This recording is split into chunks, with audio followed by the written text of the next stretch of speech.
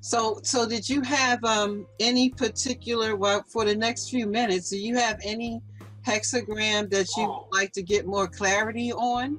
Oh, 1 hour is gone. It's amazing. Oh, it's amazing.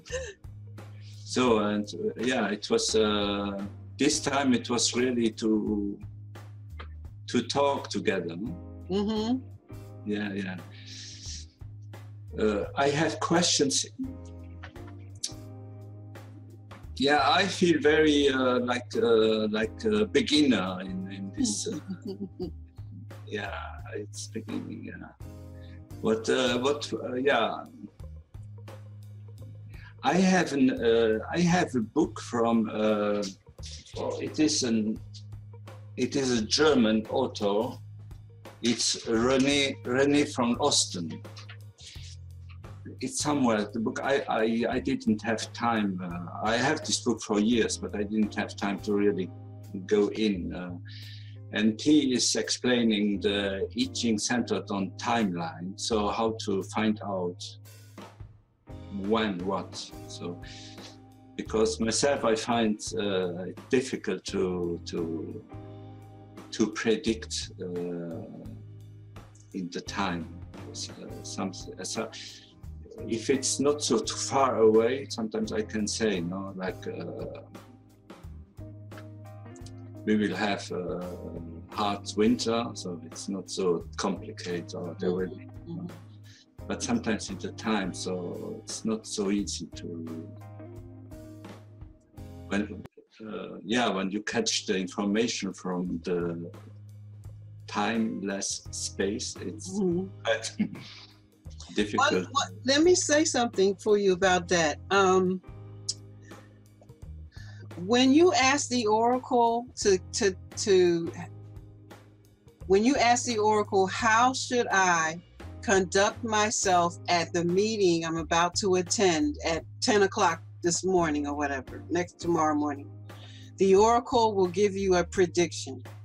It'll tell you what the situation will look like, and it will tell you how to deal with it. As a teacher of the I Ching, I never tell anyone to do fortune telling with the oracle. Some people do. Like I had one student who's in Indonesia, and he said that when he was in Korea, that's all they did with the oracle was toss the coins and figure out what number they was going to hit the lottery. You know what I mean? They could use in the lottery. And he said they do it all the time. I was like, oh, you know. So for me, you know, as the teacher that I am in terms of the I Ching, I don't tell anyone to use it for fortune telling. What I tell them to do is ask the oracle what should be your outlook or your focus for the next 3 months. Now, what the oracle will do is it will tell you what the next three months will look like, but it will also give you advice on how to function over the next 3 months. You see what I mean? So that way you're sort of indirectly getting a futuristic reading, but you're not asked what's going to happen in the next 3 months, because they won't respond. You know, they don't like for you to ask them questions like that. So most teachers don't encourage people to use it for fortune telling. But some people, but one thing I have noticed is that they will, like, it'll guide you, and you'll get a reading that can cover the next 3 months. So if you say, what should be my outlook or my focus for the next 3 months? It'll give you information about what's going to happen in the next 3 months. Yeah. Okay. But it'll be telling you how to function, because the oracle, the goal is to keep you on your dial, keep you on the path, so that you can go with the flow and do, you know, you can be in alignment with the times that you're in.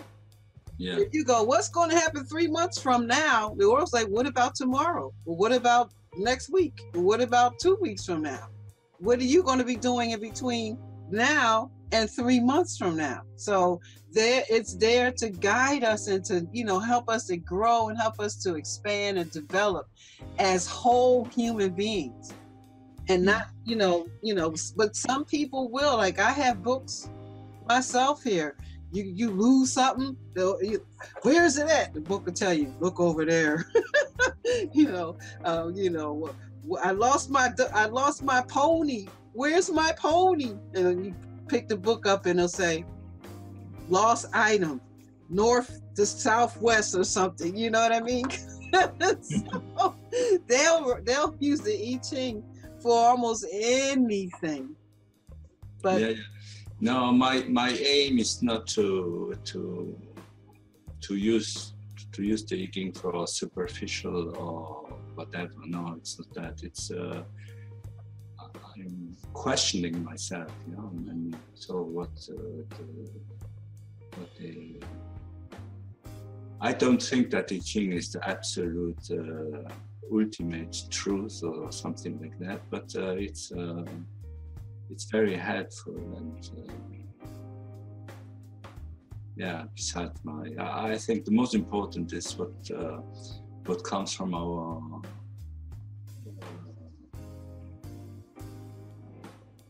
divine nature. So, right, your your higher power, your inner voice, all those good things. So the higher self. Your higher self, yeah. I think that the I Ching will help people. Maybe not so much you, because you already have a strong intuition, but for those folks who don't have it, it helps them to connect to it. Mm-hmm. And then eventually they'll be able to only ask at certain times. But it seems like with you is that there's just wanting to understand the oracle more, not so much so that you could develop your intuition, but just like you want to understand any book that you read. Get the what does the book mean, and what is the book saying, and all that kind of stuff. So that's what I'm getting from you. And I think that you're in the right place, because you'll be learning that. You'll be learning, what the hexagrams mean and what they're telling you, and you can kind of put it together with what you already know, and then you can come up with really good insight. So I'm looking forward to that coming from you.